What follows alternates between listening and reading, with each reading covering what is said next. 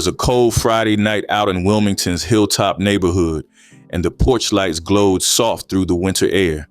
A few kids sat out front, talking, laughing, passing a speaker between them while trap songs rattled the street. Then the sound changed. The bass got swallowed by gunfire, fast and hard. Shells hit the concrete, glass shattered, and somebody yelled, "Get down." 16-year-old Jordan Ellerbe dropped where he stood, blood soaking his hoodie. A neighbor ran out, tried to hold him, but it was too late. The sirens came, then the silence. Nobody knew it yet, but that porch would turn into the first battlefield of a war that would haunt the whole city. Wilmington, Delaware, might be small on a map, but it moves like a big city with a short temper. The Hilltop section sits right in the heart of it, packed tight with old row houses, corner stores, and cracked porches where families have lived for generations. Everybody knows everybody, and word travels faster than any police radio ever could. By the early 2000s, the city had started carrying a dark reputation. Gunshots became part of the nighttime soundtrack, and funerals for teenagers felt like weekly gatherings. The city's size made everything feel personal. The same kids who argued online would bump into each other in real life the next morning. Wilmington's young generation was growing up in neighborhoods where beefs didn't die, they just got recycled. Jobs were scarce, school programs were fading, and guns were cheap if you knew who to ask. Police reports from that era showed Delaware ranking near the top for youth shootings per capita, and Wilmington carried most of that weight. Out of that pressure cooker came two new names whispered through the schools and corners. One was STK, short for shoot to kill. The other was OMB, only my brothers. These weren't major crime families or big drug crews. They were tight cliques of young boys from different sides of the West Side who felt like they had to protect their own names. At first, it was just school hallway tension and Instagram threats, nothing heavy, but pride and humiliation are dangerous in small spaces. A kid gets embarrassed online, another one posts a reply, and suddenly you got 10 phones recording anger that can't be taken back. STK repped loyalty and toughness, while OMB moved like they had something to prove. They weren't fighting for money or corners, they were fighting for respect, for something to say they mattered. By late 2014, Wilmington felt restless, like everyone could sense the next bad thing coming. The cops knew it too. They started hearing the same letters over and over in reports: STK, OMB, Hilltop, West Side. What no one realized was that these were not just kids talking tough anymore. They were loading real clips, ready to prove their loyalty one bullet at a time. Before the news headlines, before the police tape, there was just a kid named Jordan Ellerbe, known around the block as Jay, 16 years old, quiet type, sharp dresser, never missed a haircut. He lived with his mom and sisters, kept a small circle, and loved basketball almost as much as he loved his sneakers. Teachers said he had good manners. Friends said he had a good heart. His mother said he stayed out of trouble, even though trouble was never far away in Hilltop. The streets around North Broome Street were like family, and everybody knew that porch where Jordan hung out. That night, January 9th, 2015, it was cold enough to see your breath, but nobody cared. They had a speaker playing, just a bunch of teens enjoying a quiet night, talking about school, girls, and sneakers. For a few minutes, it felt normal. Then a car rolled up slow, lights dimmed, and doors cracked open just enough for something to peek out. Shots rang out before anyone could think. 3 teens got hit. One caught it in the chest, another in the arm. Jordan was hit in the head. Neighbors heard screaming, tires screeching, and the sound of a mother yelling for her child. One woman ran straight into the gun smoke and tried to hold him, pressing her hands against his wound, whispering his name, but his body went still before the ambulance ever arrived. By the time the police got there, the porch was covered in blood and broken glass. The streetlights flickered like they didn't want to see what happened. People started saying he was just in the wrong place at the wrong time, and maybe he was. But out here, even being innocent doesn't make you safe. They said he wasn't in no gang, but some of his friends were STK, The streets didn't care about that difference. That night, Jordan became the first name in a story that would stain Wilmington for years. The first casualty of a war he never asked to fight in, but one that would carry his name on every wall that followed. The morning after Jordan's body got carried off that porch, the whole block felt different. The streetlights still flickered, but the laughter that usually carried down North Broome Street had vanished. Within hours, candles started lining the porch rails, teddy bears piled near the steps, and someone sprayed a big white "J's Up" tag across the sidewalk. Kids came from blocks away wearing shirts printed with hashtag JU4L, which meant J's Up for life. Mothers stood on the curb praying while teenagers stood quiet, holding tears they didn't want to show. The air felt heavy, like even the wind was tired. 2 days later, the porch turned into a memorial. It was Sunday evening, cold but calm, and people were gathered to light candles for Jordan. Around 4 p.m., a car rolled slow down the same street. No one noticed at first because cars passed that block all the time. Then the windows dropped and the sound of gunfire ripped through the air again. About 18 rounds flew into the crowd of mourners before the engine roared away. 3 people got hit that day, an 18-year-old in the leg, a 16-year-old in the arm, and a 21-year-old in the hip. People started screaming, dropping candles, running for cover behind parked cars. The same porch that had been mourning turned into another crime scene. When the police came, they found bullet shells scattered among balloons and stuffed animals. The city went quiet that night. On the news, they called it a shocking act of violence, but the streets already knew what it meant. It wasn't random, it was a message. Detectives started asking questions, but nobody wanted to talk. Folks on the block whispered about a young dude from the OMB side, a kid they called Butter. His real name wasn't known then, but word spread quick that he might have been behind it. Police didn't confirm anything, but the rumor moved faster than any statement could. Online, STK members began posting tributes and threats. Pictures of Jordan popped up on Instagram captions saying, "J's up forever." Some of his homies started tagging locations, writing "Long live Jay" under every post. OMB kids replied with laughing emojis, disrespectful captions, and screenshots of the memorial. To outsiders, it looked childish, but out here, disrespect is blood language. Every comment was a trigger, every joke a threat. The cops tried to say it was isolated, but on the streets, everyone knew better. It wasn't just about one kid anymore. STK wanted payback, and OMB wasn't planning to back down. The porch on Broome Street wasn't just a crime scene anymore. It had become the spark that turned Wilmington's youth into soldiers. By early 2015, everybody in Wilmington knew those 3 letters, STK and OMB. They started as small friend groups, just local kids trying to build their own identity. Shoot to Kill, or STK, was mostly West Side boys, kids who grew up together near 4th Street and Lancaster Avenue. They weren't the biggest crew, but they moved tight and stayed bold. Only My Brothers, or OMB, was from the Hilltop side, a few blocks over, same age range, mostly from rival schools like Howard High and Bayer Middle. These weren't old school gangs with structure or rules. They didn't move weight or run corners. They were more like loose street families, glued together by loyalty, music, and pride. Their weapons weren't just guns. They were phones, posts, and videos. The beef lived online long before it hit the pavement. Facebook was the new battlefield. Every post could start a war. STK members uploaded pictures, flashing hand signs, wearing blue or black hoodies with STK stitched on the sleeve. OMB boys clapped back with their own photos, middle fingers up, captions saying, "Catch you lacking." YouTube videos surfaced with Wilmington teens rapping about blocks, names, and dead rivals. On Snapchat, stories disappeared fast, but screenshots didn't. Because Wilmington is small, those online shots didn't stay digital for long. Everyone knew where everyone lived. You couldn't hide behind a username when your house was 2 streets away. The cops started seeing more gun calls tied to teenage suspects, but they didn't even understand what STK stood for at first.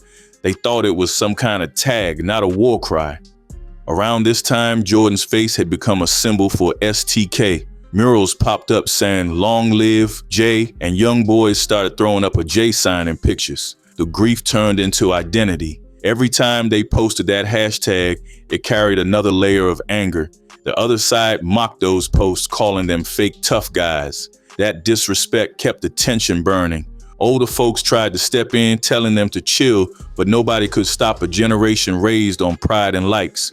OMB saw themselves as the underdogs, ready to prove they weren't scared of anyone.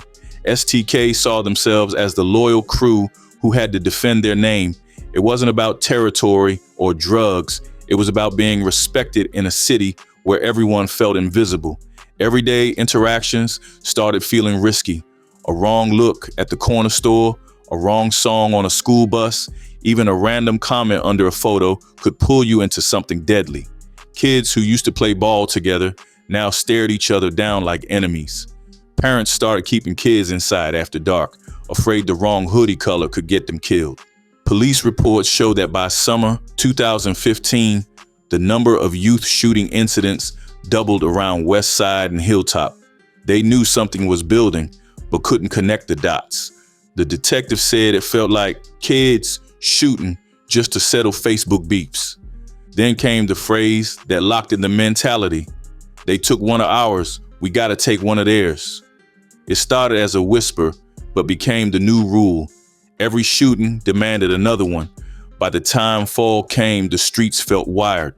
OMB boys were riding through West Side just to flex, and STK members started keeping guns close even on school nights.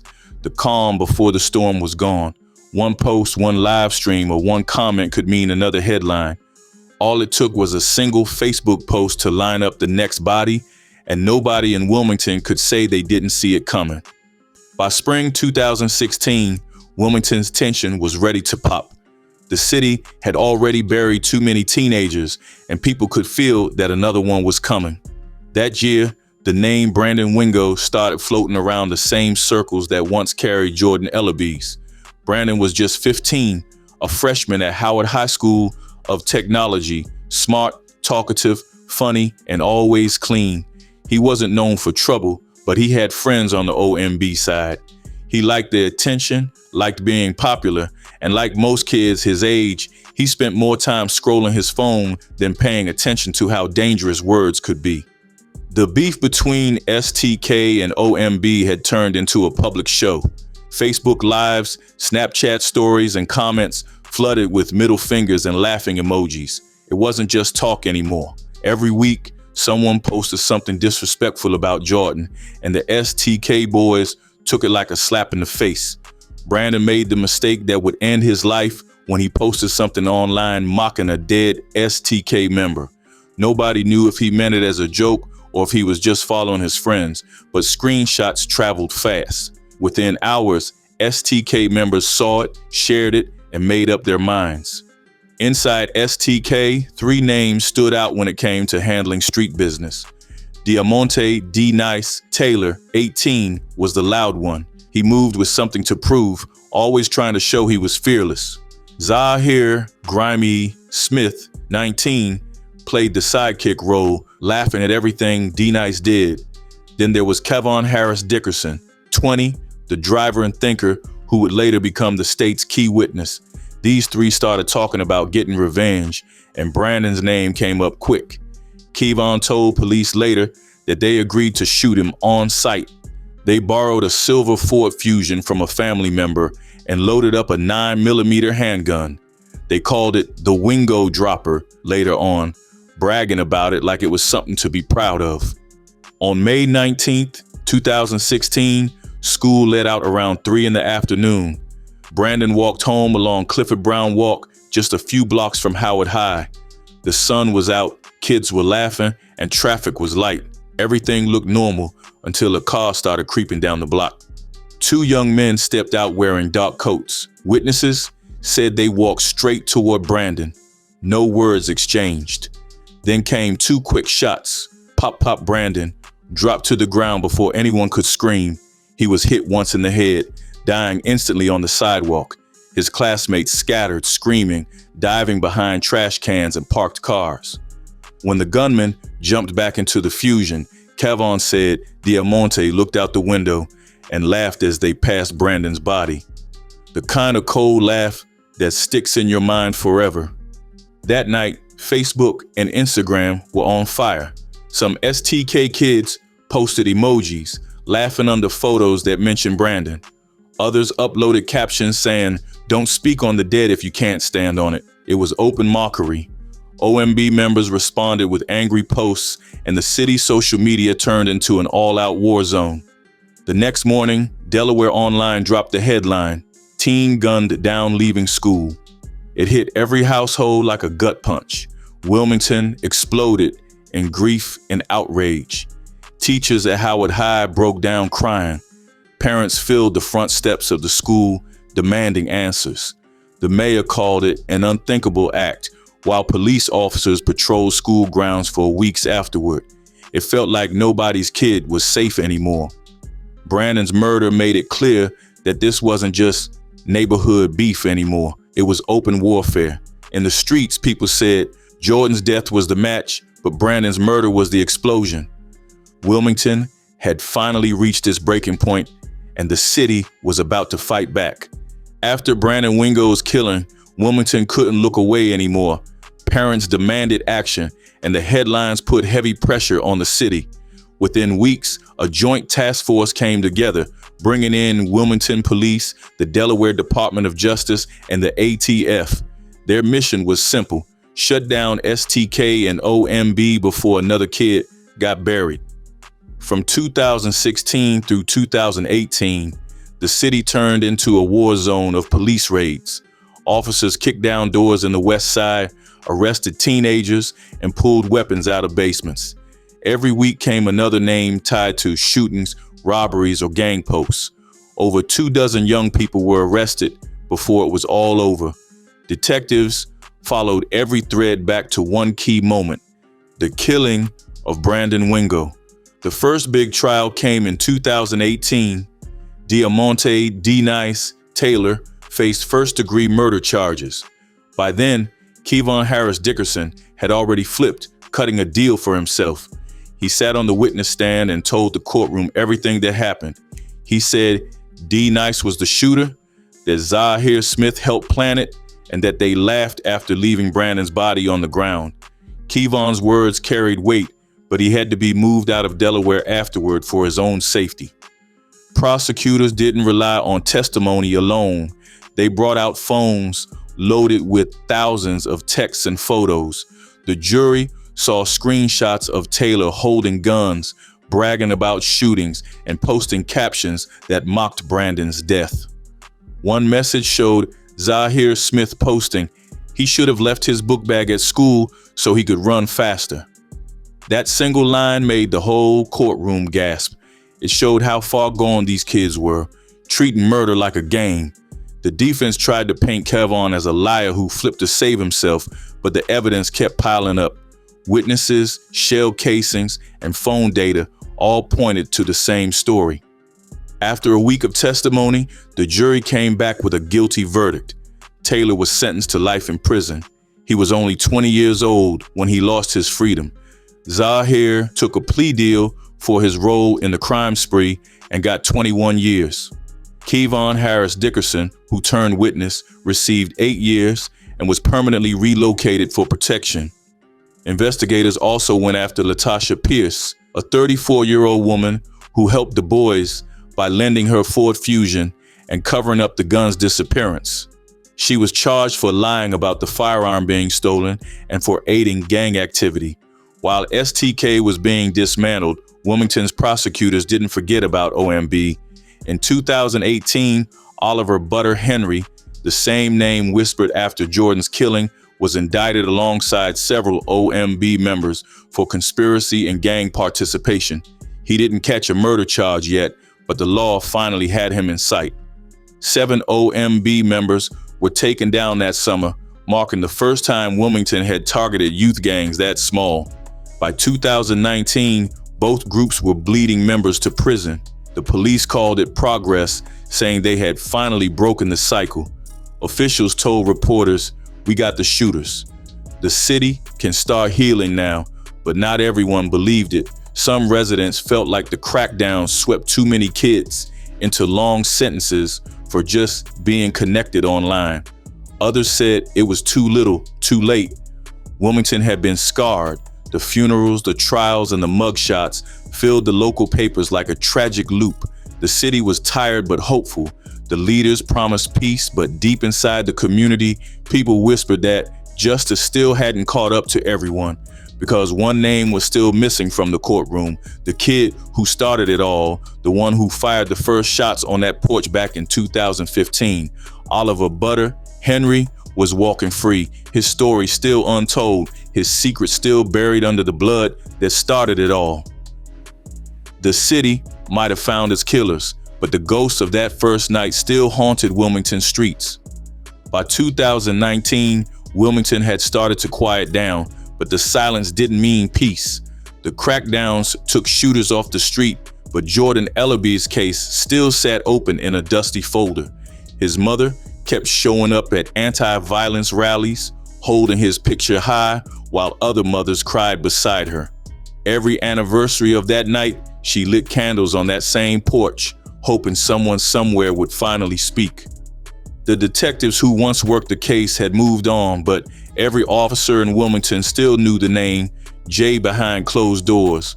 Police still whispered about the same suspect. They all said it was Oliver Butter Henry, a young man from the Hilltop side tied to OMB. The problem was nobody wanted to testify. The neighborhood had already seen what happened to anyone who talked. Fear ruled those streets stronger than any badge ever could. The witnesses were teenagers when it happened, now adults who carried the same silence. The files collected dust in the archives, each page reminding detectives of the one case they couldn't solve. Then in 2022, Wilmington formed a new cold case unit, and one of the first files reopened was Jordan's. The new detectives came in with fresh eyes and modern tools, matching old evidence with new technology. Rumors started floating that someone had finally talked. Some said it was an old associate from the OMB side trying to clean his name. Others said a quiet witness had been living with guilt for years.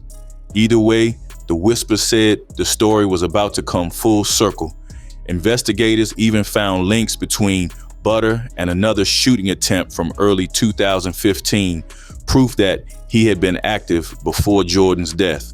For 8 long years, he thought he got away with it. The Hilltop was about to learn that time doesn't bury everything. In January 2023, Wilmington finally got the news it had waited almost a decade to hear. The Delaware Attorney General's office and Police Chief Wilfredo Campos stood behind a podium during a morning press conference. Cameras flashed while Chief Campos announced a name that had been whispered for years. Oliver Butter Henry, now 24, had been arrested and charged with first-degree murder for the killing of Jordan Ellerbe, plus 3 counts of attempted murder for the teens who were hit that night. Henry had been 17 when the shots were fired on North Broome Street in 2015. Now he was facing adult justice for what the city called one of its darkest crimes. The press conference aired live across Delaware. Jordan's mother and sisters sat in the front row clutching framed photos of him. When the Attorney General spoke, the family couldn't hold back their tears. Attorney General Kathy Jennings called Jordan an innocent child caught in the madness of our streets. She said his death started a chain reaction that brought years of pain and bloodshed to Wilmington. That porch became a symbol of what happens when our children pick up guns instead of dreams, she said as the cameras clicked. Behind her, Chief Campos nodded, adding, "Justice might take time, but it never forgets." Police didn't reveal exactly what broke the case open.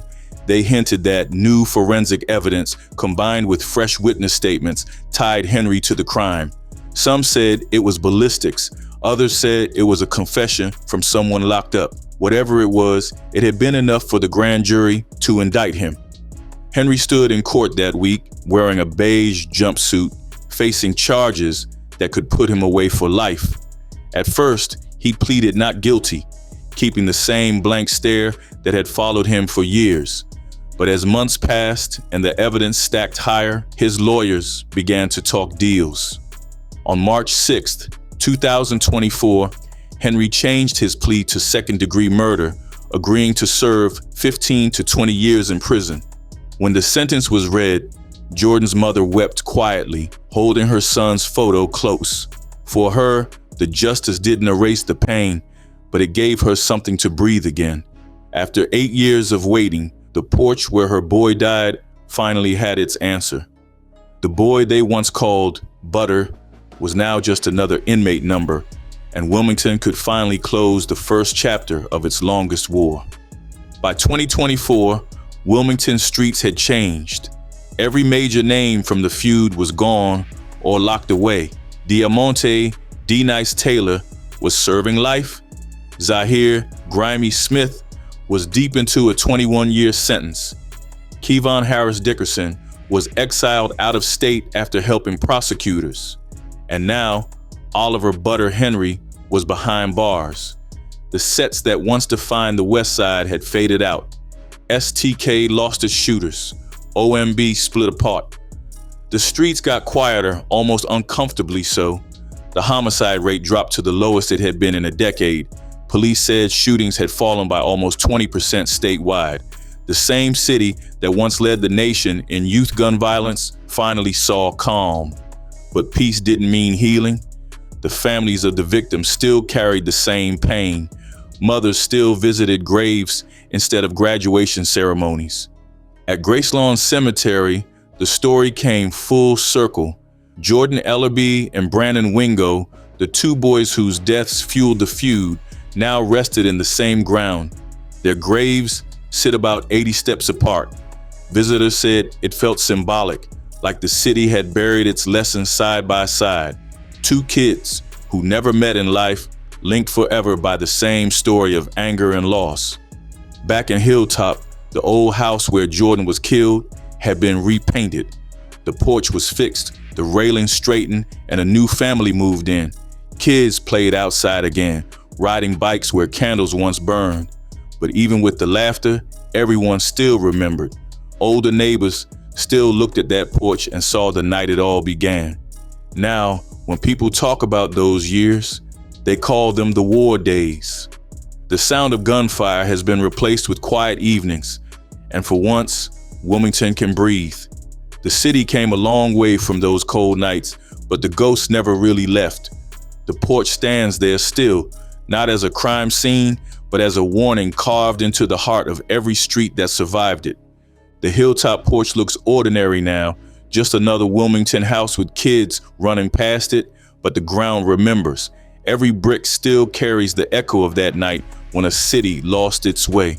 Jordan's mother drives by sometimes, whispering a prayer for her boy, and every child caught in the same cycle. The candles are gone, but the story lives on in warning. Disrespect turned into revenge, and revenge turned into tragedy. 2 kids gone, dozens locked away, and a whole city forced to change. The porch still stands, quiet and steady, reminding everyone that no one really wins when the streets start talking louder than the future.